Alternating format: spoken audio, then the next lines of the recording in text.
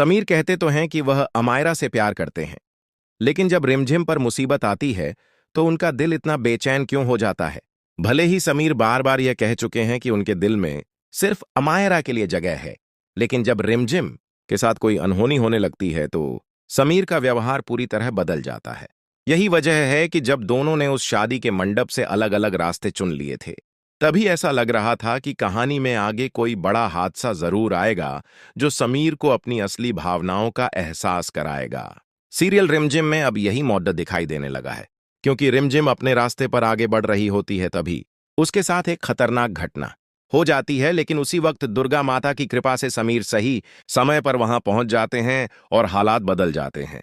यही पल दोनों के रिश्ते में नई उम्मीद की शुरुआत जैसा लगता है।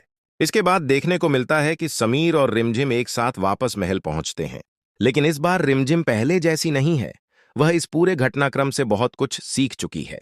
पहले जब वह महल छोड़कर चली गई थी तो वह एक बड़ी गलती थी, लेकिन अब वह वही गलती दोबारा नहीं दोहराना चाहती।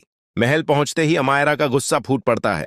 वह साफ सवाल करती है कि जब तय हुआ था कि रिमझिम सीधे हॉस्टल जाएगी तो फिर वह वापस महल क्यों आई।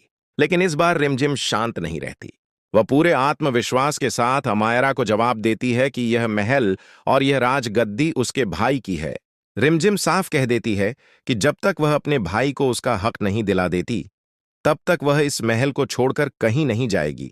अब कहानी का असली संघर्ष यहीं से शुरू होता दिखाई दे रहा है, क्योंकि एक तरफ अमायरा का गुस्सा है और दूसरी तरफ रिमझिम का यह नया साहस। अब देखना दिलचस्प होगा कि समीर इस पूरे मामले में किसका साथ देंगे।